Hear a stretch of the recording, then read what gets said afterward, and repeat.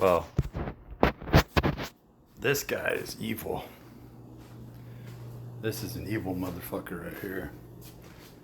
I mean, when you look at the thousands, millions, I guess there was something like a purported astronomical figure of like 10 million babies that died from the formula that Nestle was pumping out, and this guy was the CEO of Nestle. And supposedly there was like this dark king, dark lord mountain bullshit, right? This dark mountain that everybody who tried to summit this mountain died. And this Peter Brabeck Letmoth, who is now the head of the WEF, taking the place of Klaus Schwab, stepping down under suspicious circumstances from getting free massages. You know he made that one up. But we're going into a new era here, right? And it's a different type of satanic, Promethean, Hathor. You know, it looks more like the Pantheon, and then it begins to look even more so like the Babylonian lore, right? But this guy's just evil as hell. But I guess he took two of his friends up this mountain that was made illegal to summit in September of 2001, the same month of the World Trade Center Bush bullshit, right? And then when you look at Bush and his connections, like this David, God, I can't even remember, son of Sam, right? I almost said David Brubeck. That's not right. Berkowitz is evil as fuck. And George Bush Jr. actually, he was set for the death penalty, right? Rightly so, should have suffered greatly after killing all these people, right? Now he's 71 years old, looks healthy, and is playing the role of a good Christian soldier at this point, and that anybody can be redeemed. Yeah, that's right, anyone can be redeemed. This is not the true purity has left that person, right? Purity no longer exists in that person, may not have ever existed in them. We don't just kill a bunch of innocents and get God's attention. There is a God that you're praying to, that many Christians pray to, and it is a lowercase g. In fact, every rational avenue that you could go down, there is no proof. There's no proof of this pure, effulgent, benevolent God. There's no proof. So faith becomes something that, you know, I used this analogy, and I'll actually go over to my my page here and show you how I put that together, right? And we'll discuss this this protein. But here we got, you know, this is the second part of this. I'm going to read this off. Let's just read the second part. The truth is what you see in the mirror, but the mirror is a two-way mirror laced with diacinine. It's that stuff that, you know, was laced, and people were going crazy and spending $250 on regular sort of goggles or glasses, right? That were brushed with an obscure form of this chemical, and the chemical itself was made illegal in this country. So anyway, but where people saw demons, particularly in Vietnam, Cliff High, his father actually had direct contact with this, and was a deciding factor in whether or not they were going to use the infrared or go with more the ultraviolet. And after several people, including himself, saw the demons through these diacinine glasses, that was something that had to be created or made, right? And there's tons of Um, I'm really hot right now. I'm cooking chicken, and it's just boiling in here. I need to turn on, get some airflow going through here.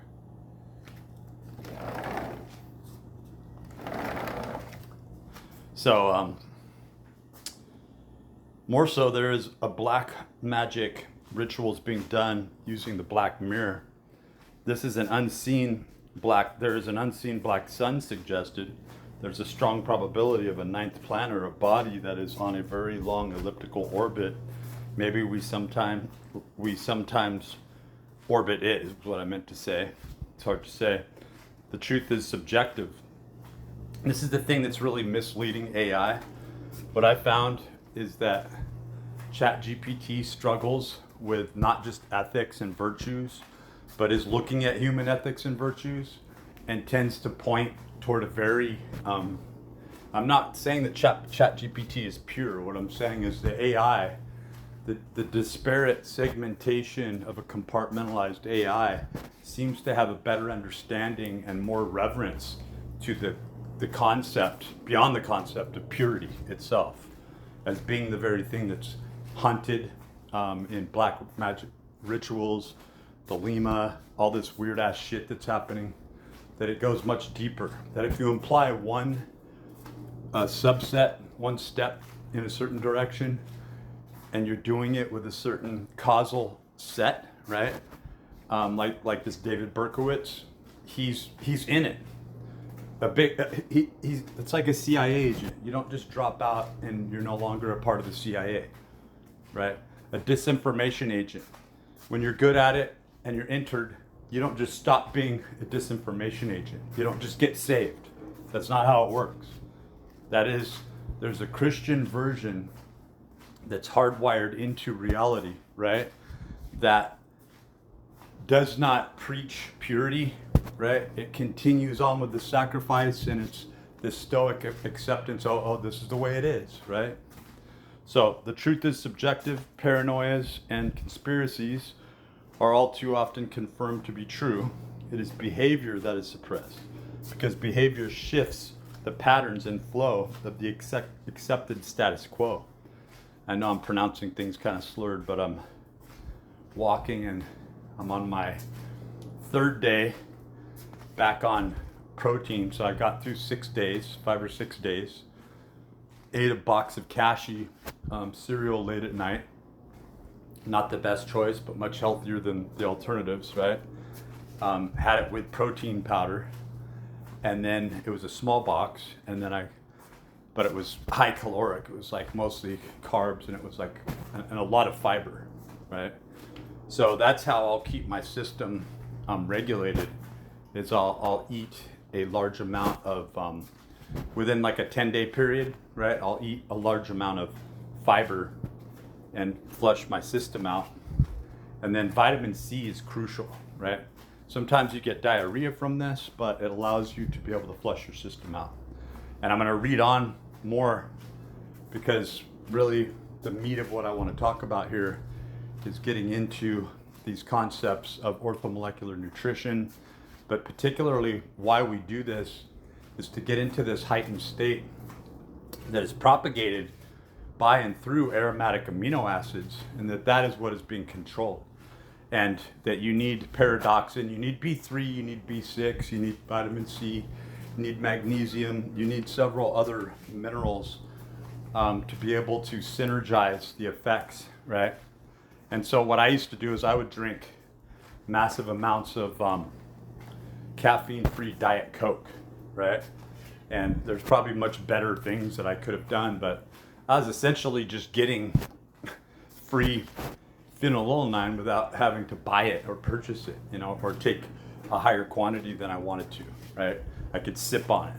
But then you have all the other crap that's in there that really, is it worth it in the end? Messes with your skin, messes with your metabolism. But that's really what ignites and keeps you going, right? And then you start to see the aromatic amino acids really are, as Hammeroff and Penrose more than suggest, they're getting deep into this. And then Jack Cruse's studies on light. And when I didn't get up this morning at 5 to go do that because I was just going to sleep. However you want to see that. So purity, and particularly where purity reigns from, is obviously what is being sacrificed in its most rudimentary, unadulterated state. And I mentioned that David Berkowitz is basically like, I'm going to rape and kill your children, right? God. And I'm going to desecrate everything. And I'm going to bow down to this lesser God because this lesser God is going to give me everything I want, right? And I'm going to sacrifice myself for this lesser God, right? And everybody thinks that, okay, now I'm going to be Christian. Everything's good. I did a terrible thing. George Bush saved my life. What a miracle. And he doesn't see the fact that all these people, like the World Economic Forum, right? Peter there, Klaus Schwab, all these motherfuckers are in on this, right? That they're in this club, in this brotherhood, and there's a sisterhood, right? That really, the only thing you can do is look at the Ophites and the line of Cain going on to Tubal Cain, right? Even if you just want to see that as a storyline, it's like they've been believing this for several thousand years. Just sipping on some protein. Most rudimentary, unadulterated state, from human trafficking to using babies and children in satanic rituals, purity is sought after, the most valuable commodity. The pure source where life wells and springs from. Many do not live in it or possess little of it. Human arrogance is the issue. However, the arrogance may come from something that is considered more satanic, like a satanic god, lowercase again. Getting hot in here. Intolerable, in fact. I like to put my water, Crystal Light with apple cider vinegar in the freezer until it gets some nice ice crystals. Okay, getting back to this. This is a bit of a deep dive, right? This is something that I'm just posting up, and it has to do with phenylalanine, tyrosine, vitamin B6, serotonin, right? The 5-HTP, hydroxytryptophan.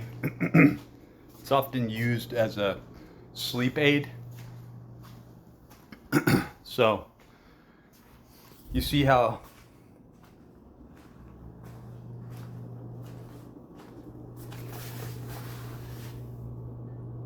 what?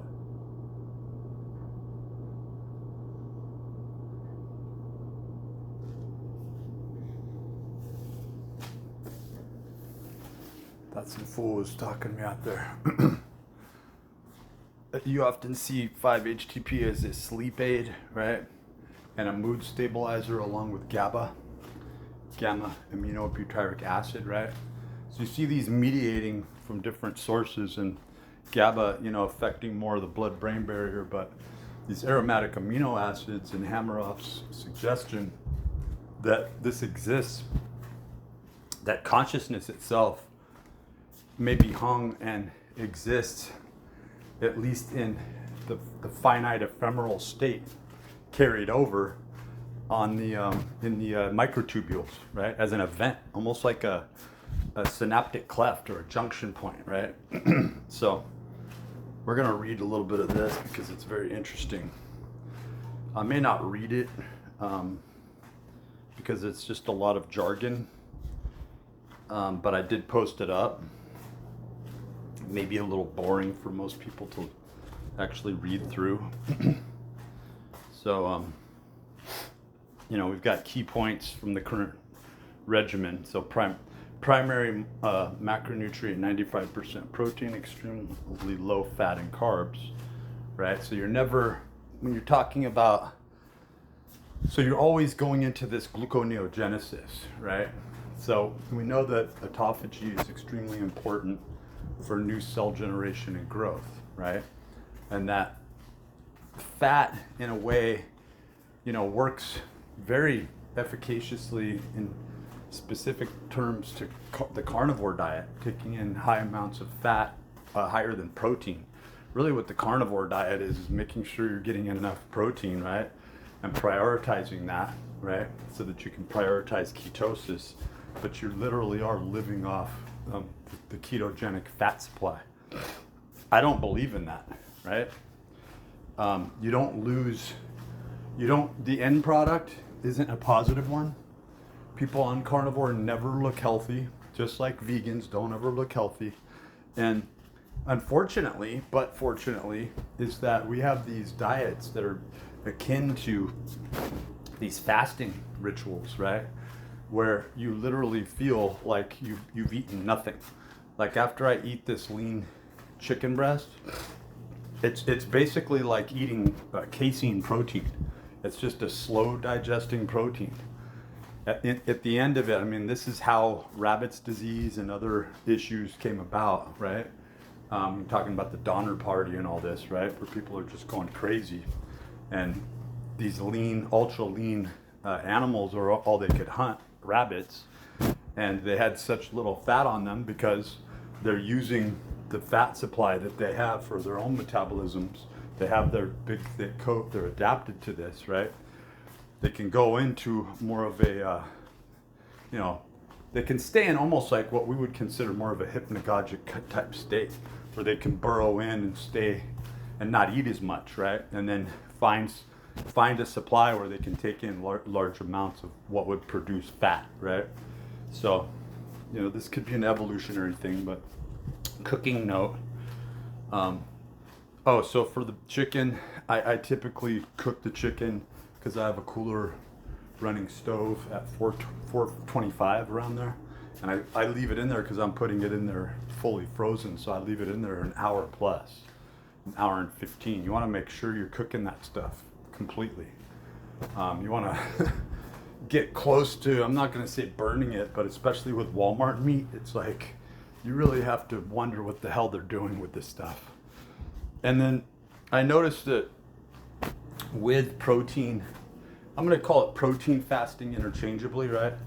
So you have an orthomolecular plan. That's when we're talking about the orthomolecular side of the same plan, right? You have a high protein diet. That's when we're talking about a more superficial or surface look at this, right? Where you're looking at the macronutrients that you're taking in, i.e. the chicken breast. It could be pork, right? If I want to take in a little bit more fat, but I'm still not taking in even 15% fat as a viable fuel source, right? So this is more, I found that the effects of leveling toward pork worked better for me when I was highly trained from an athletic sense. But even more so, it didn't derail the orthomolecular or the gluconeogenic effects. In fact, what it brought me to is this realization that it was a gear shifting diet that had to be adhered to for the greatest efficacy, right, in health and nutrition. And I trained tons of clients using this method. So you want to plan on doing a supercompensation state where you're taking in very high quality carbohydrate sources, but you're not thinking of it like I'm eating carbohydrates, right? In fact, you could start to do a mixture of rice, brown rice, quinoa, just so you're getting in just enough. You can stave off of these high spikes, right? But even more so, with these meals, with these, what I recommend is a clay pot, right? Cooking method is that you are using the number 0.45 times your body weight in pounds, right? To determine what your resting energy expenditure is. And then you're going to add on. So if you're very athletic, which this plan is all about GIT training, it's gradual intensity training. It's about gradually training all day long. Like you're walking, you're swimming, you're moving, you're training, you're doing resistance training, whether it's body weight or in the gym. All you do is lower level training. It doesn't mean you're not doing a set or two, here and there of heavier weight, but you're not prioritizing it on this strict linear scale that just breaks down. It's part of the systemic problem. It's part of the pollution, right? It's the ego lifting. Even if you're competing, especially if you're competing, even if you're winning, it is 100% you're representing something that is asymmetrical. It doesn't lead to a higher status or a higher state of mind and thinking, existence, being, right? And that's what we're talking about here, is getting up to this higher state of being and becoming. And that's why this high protein diet has more to do with, in an orthomolecular sense, more to do with these aromatic amino acids taking you into this heightened state of awareness and alertness. And when you finally get it down and you can start to even prescriptively, you can do this just with protein itself, but you can also use amino acids on a very small scale. Like, think about the fact that if your system is already saturated constantly, and then the muscle nitrogen aspect, right? But if you've always got an ample supply of protein, your body's been in gluconeogenesis for the most part, switching in and out between ketosis, gluconeogenesis, right? Supercompensation. All you have to do to sway the competition with those amino acids is just to take in a little bit more. So the lowest dose of these aromatic amino acids can bend in your favor to where you can take the 5-HPT at night, right? You can take more of the phenylalanine instead of coffee, probably eventually, instead of caffeine eventually, right?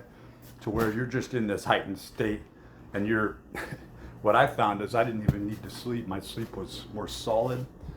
I would sleep about 5 or 6 hours. I'd be up, and all I wanted to do was exercise from the wee hours of the morning until, and then I would start to fall asleep around 7 p.m. So I'd go to bed earlier and I would get up earlier. So, and I noticed that I'm not making any claims, but I'm saying that the site-specific difference between where you lose fat and how you lose fat on the carnivore diet from an aesthetic sense is far different than how you lose fat and how you metabolize on a high protein diet where you're going into gluconeogenesis, right?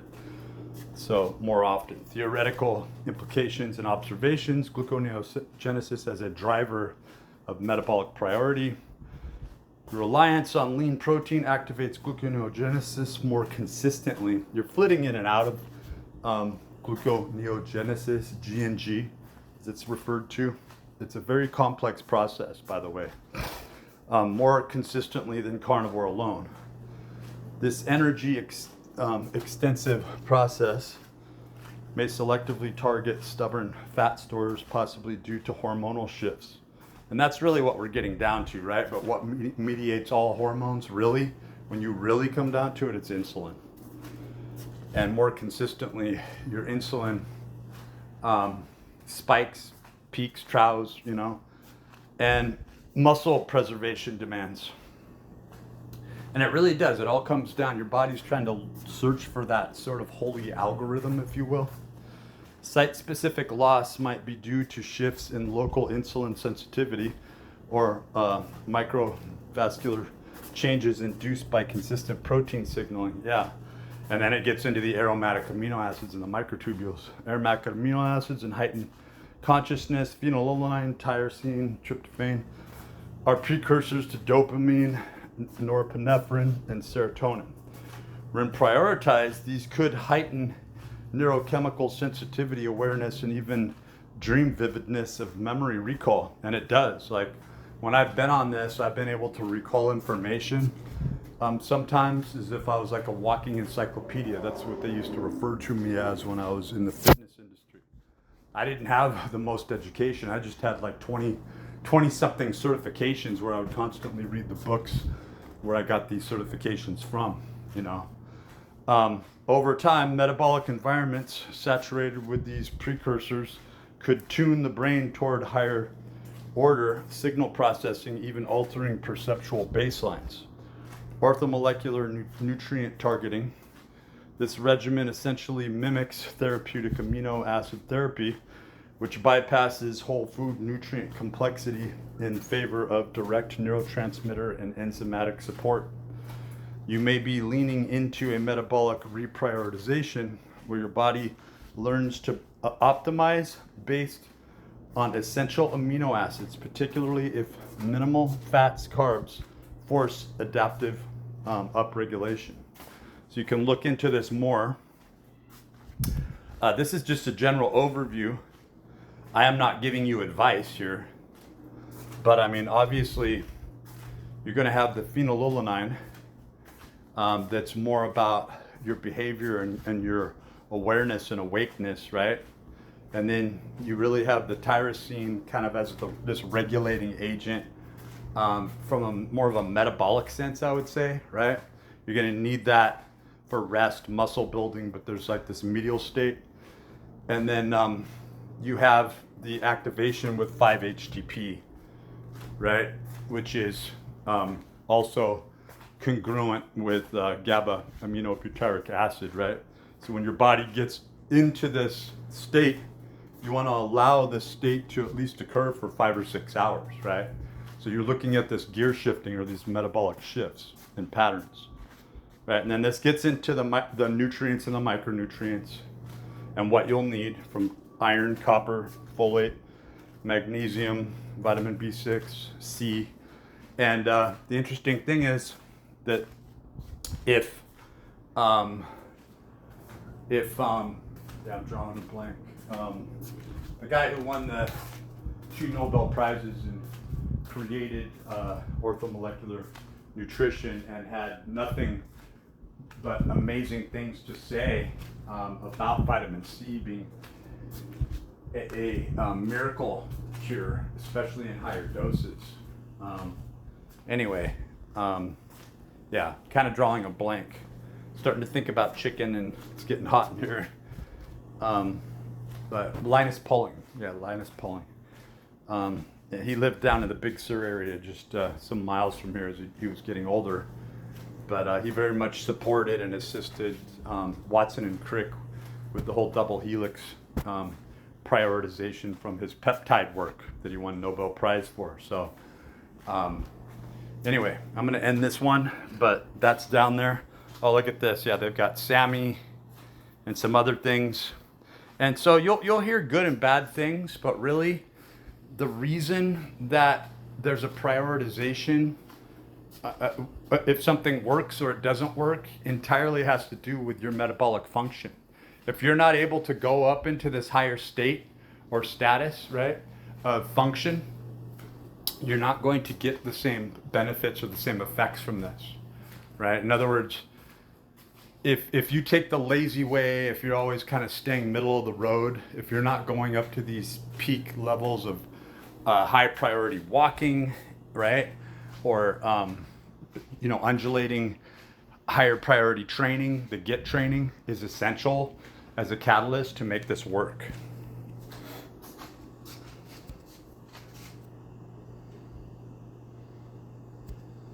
Push the wrong button.